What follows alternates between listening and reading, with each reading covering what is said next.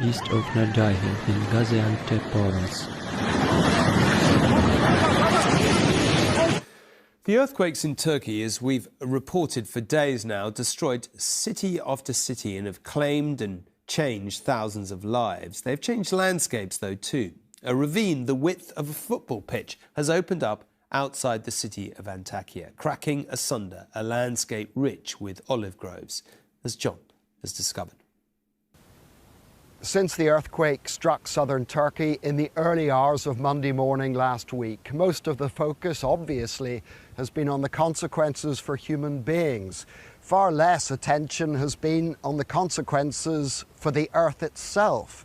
But here in the farmland outside Antakya, there is a very good example of that. This is the world's newest valley. During that awful night, as they cowered in their homes, the locals knew that something cataclysmic had happened. But imagine their surprise when they first saw this chasm.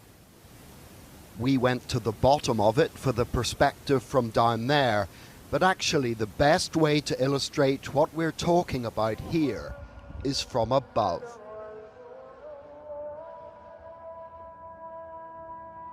The local people said that at the time they thought it was an air raid. The sound of explosions created by cracking rock, the flashes by the sparks that flew as the Earth's crust was torn apart.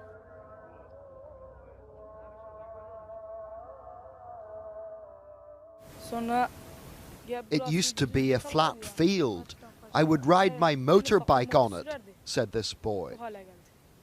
It was all an olive grove, which is now bisected by a gorge that in places is the width of a football field. The rift is so deep that a 13-story building could fit in it.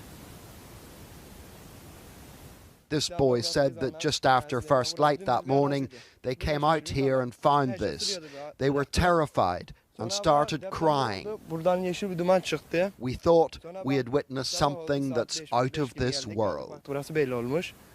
Eventually, the cities and towns will be clear of rubble.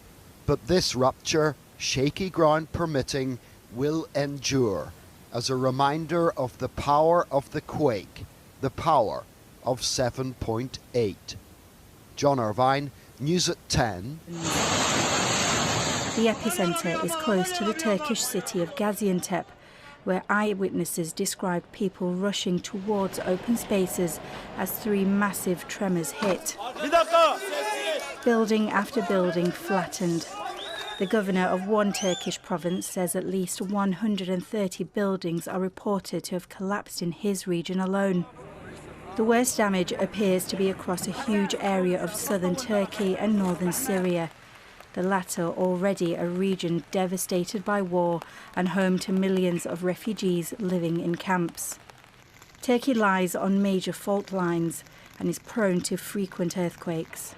The country has appealed for international help as the full scale of the disaster is yet to be fully realised. Mineza Rafiq, BBC News.